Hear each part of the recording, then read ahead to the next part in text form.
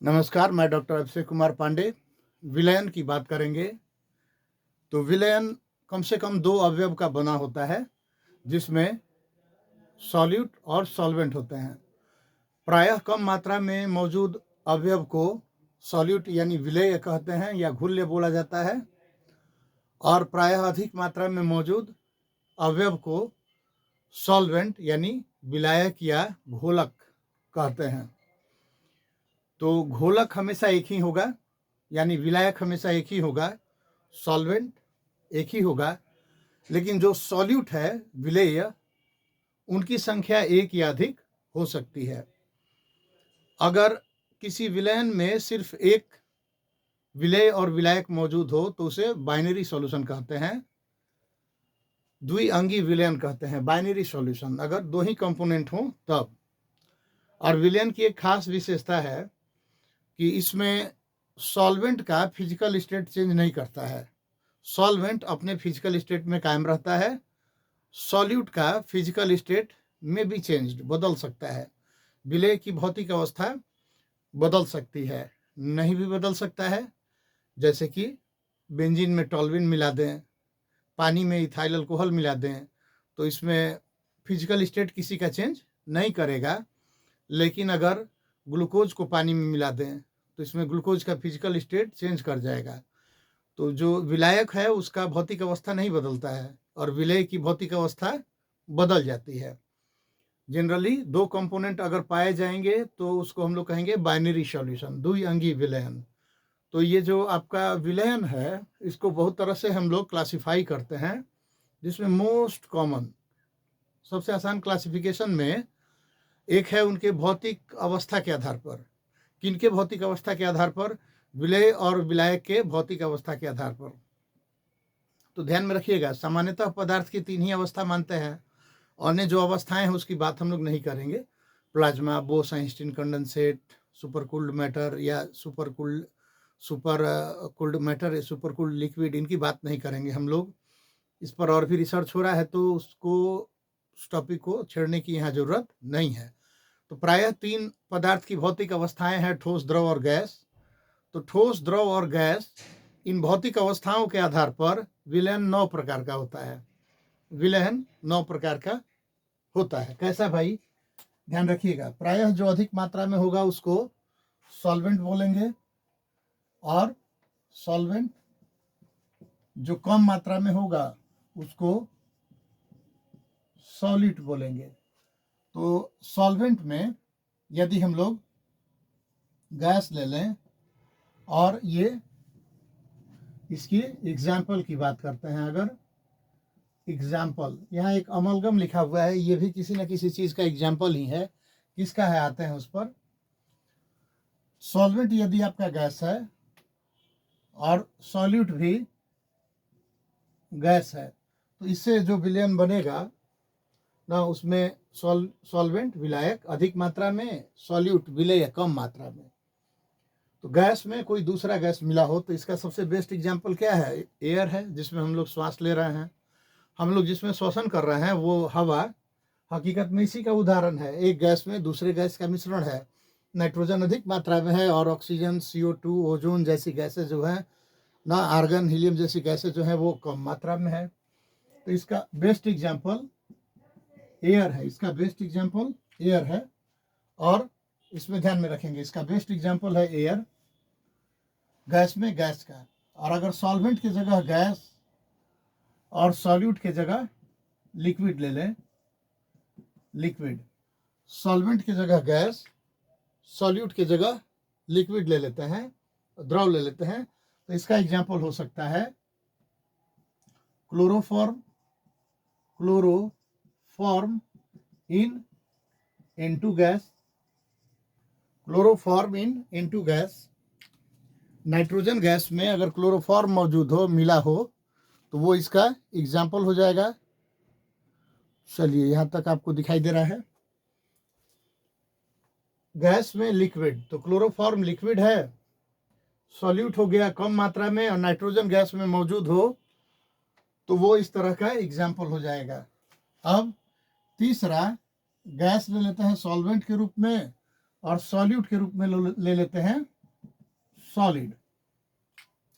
तो इसमें जो स्मोक है उसका एग्जाम्पल लोग कहते हैं कि स्मोक इसका एग्जाम्पल हो जाएगा, लेकिन इसका जो एक और बेहतर एग्जाम्पल है वो है कैम्फर। कैम्फर इन N2 गैस। कैम्फर इन N2 गैस। कपूर अगर नाइट्रोजन गैस में मिला हुआ हो, मौजूद हो, तो वो नाइट्रोजन गैस सॉल्वेंट सॉलिड के रूप में रहेगा। सॉलिड अवस्था में रहेगा कौन? सॉल्यूट। और सॉल्यूट कौन? कपूर। तो कपूर अगर नाइट्रोजन में मिला हुआ है, नाइट्रोजन गैस में, तो वो इस तरह के विलयन का उदाहरण हुआ। इसमें अब सॉल्वेंट के जगह पर थोड़ा देखिएगा, 3 तरह का हो गया। सॉल्वेंट के जगह पर गैस के बदले अब हम लोग ले लेते हैं लिक्विड। तो जब लिक्विड लेंगे, कोई द्रव लेंगे और उसमें गैस मिला हुआ हो, तो इसका एग्जाम्पल इतना कॉमन है कि आपको आश्चर्य होगा। इसका एग्जाम्पल इतना कॉमन है कि आपको आश्चर्य होगा। जानते हैं क्या? जो पानी हम लोग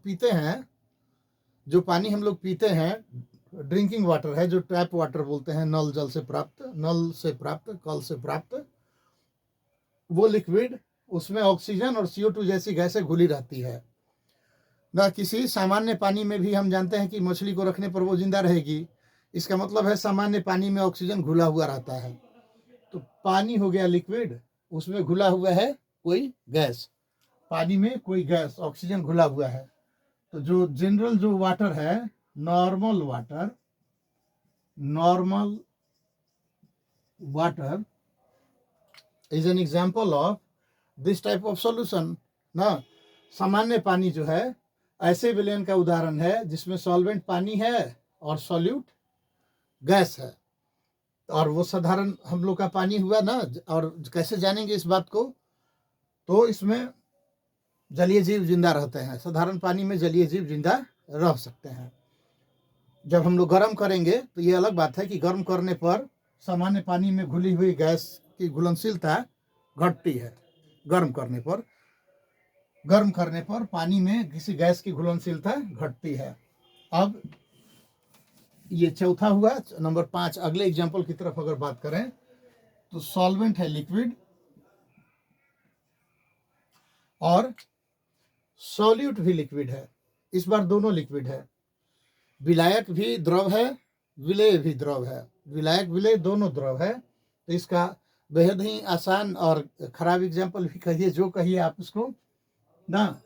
H2O में, जल में C2H5OH मिला दें, तो ये इथेनॉल मिलाया गया हो पानी में, तो वो आपका लिक्विड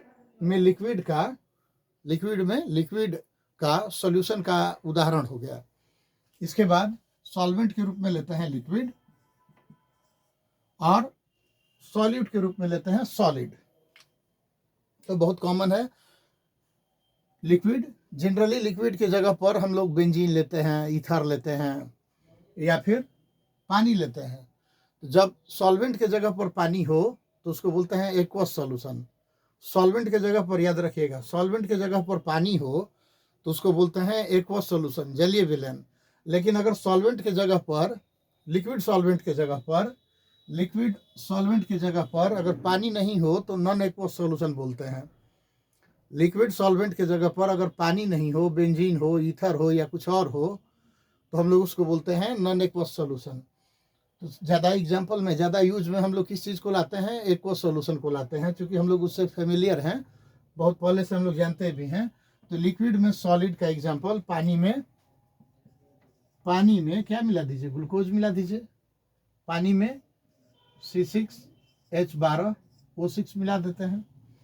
तो ये आपका लिक्विड में सॉलिड सॉल्यूशन का एग्जाम्पल हुआ।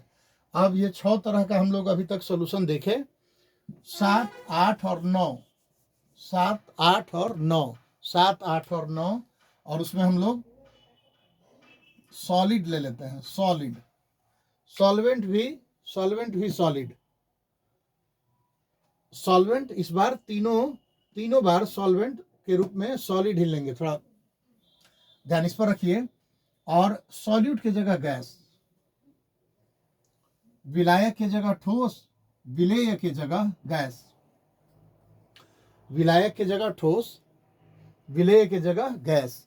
इसका एग्जाम्पल हो जाएगा निकेल में हाइड्रोजन गैस, निकेल में हाइड्रोजन गैस अधिशोषित होता है, या उसके लैटिस स्ट्रक्चर में जो इंटरस्टिशियल पोजीशन है उसमें हाइड्रोजन गैस जाकर अटका रहता है।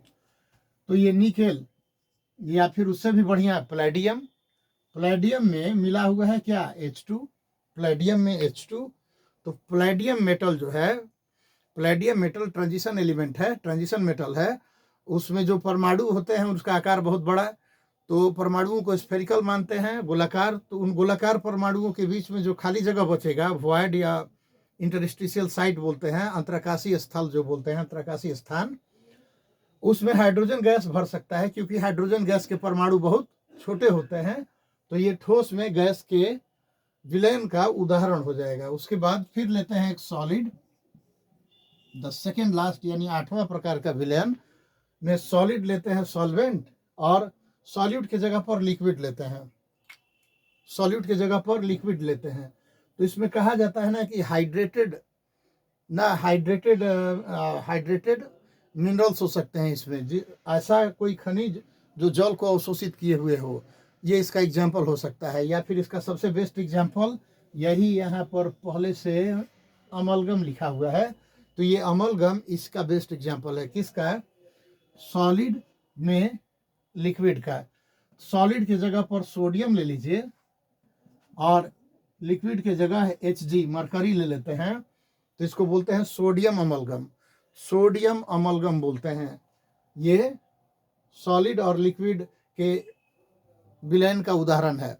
अधिक मात्रा में सोडियम, कम मात्रा में मरकरी, पारा, तो सोडियम अमलगम बना। इसी तरह कॉपर अमलगम होता है ना, सिल्वर अमलगम होता है, तो या फिर एसन, टीन अमलगम होता है। और इस अमलगम का यूज कहाँ करते हैं, तो दांतों में जो कैविटी हो जाता है, दांतों में जो छिद्र होता है ना, उसको भरने में इसका खूब बहुतायत यूज होता है। अन्य यूज भी है, लेकिन सबसे जो फेमस एग्जाम्पल है ना, सबसे फेमस जो यूज है वो ध्यान पर है, इसलिए मैं उसी की बात कर रहा हूँ। अमलगम, जितने तरह के अमलगम है ना, वो सॉलिड सॉल्वेंट और लिक्विड सॉल्यूट का एग्जाम्पल से बने हुए विलयन का एग्जाम्पल है। और sodium amalgam, copper amalgam, silver amalgam, tin amalgam, इन सबों का यूज जनरली कहाँ करते हैं, डेंटल फिलिंग में करते हैं। दांतों में जो छिद्र होता है ना, उसको भरने में डॉक्टर लोग इसका यूज करते हैं। तो एक उदाहरण रहने दिया मैंने, बाकी हटा दिया यहाँ पे। अब सबसे लास्ट एग्जाम्पल जो 9वां तरह का विलयन होगा, वो सॉलिड में सॉलिड का। तो सॉलिड में सॉलिड का विलयन, सॉलिड में सॉलिड का विलयन, सॉलिड में सॉलिड का विलयन, ये क्या हुआ भाई, तो बहुत नॉर्मल है ये तो, Ly ना, जैसे कि आपका ब्रास है, पीतल, ब्रास, उसमें कॉपर और जिंक मिला रहता है। ब्रॉन्ज है, कांसा, ब्रॉन्ज कांसा, जिसमें आपको कॉपर के साथ टीन मिला रहता है। इसी तरह आपका जितना सोना का गहना है, सोना का जो गहना है वो आपका Ly का मिश्र धातु का उदाहरण है। सोना में अगर थोड़ी मात्रा में चांदी मिला दें या थोड़ी मात्रा में कॉपर मिला दें, तो उससे सोना का हार्डनेस बढ़ता है थोड़ा। और इस तरह से हम लोग 24 कैरेट सोना को 22 कैरेट, 20 कैरेट आदि करके उसका क्या होता है ना, उसका गहना, ज्वेलरी बनता है। तो अगर सोना में थोड़ी मात्रा में कॉपर या सिल्वर मिलाया हुआ है, तो वो सॉलिड सॉल्वेंट और सॉलिड सॉल्यूट से बने विलयन का उदाहरण हुआ। इस तरह किसी विलेय और विलायक के भौतिक अवस्था के आधार पर विलयन 9 तरह का होगा। 9 का हम लोगों ने इस तरह साइंटिफिक नाम रखा है, एक एक बार में इधर कॉमन रखे हैं, उधर तीनों को बार बार बदलते चले गए। तो 9 प्रकार का, 9 कैटेगरी हुआ। और एग्जाम्पल तो कुछ का बेहद आसान है, कुछ एक आध गो है जो थोड़ा सा आपको ध्यान में रखना होगा। बाकी तो एग्जाम्पल हम लोग ना इन आवर डेली लाइफ रोज यूज करते हैं, तो इसलिए आपके लिए कोई बड़ी बात नहीं है। आगे पुनः आपसे चर्चा होगी विलयन के अगले किसी बढ़िया टॉपिक पर। तब तक के लिए मुझे डॉक्टर अभिषेक कुमार पांडे को आप इजाज़त देंगे। ना मुझसे जुड़ने के लिए, वीडियो देखने के लिए आपका बहुत बहुत धन्यवाद। लाइक कीजिए, शेयर कीजिए, सब्सक्राइब कीजिए और एक काम ये सब कीजिए चाहे नहीं, जय हिंद जरूर कीजिए। जय हिंद, धन्यवाद।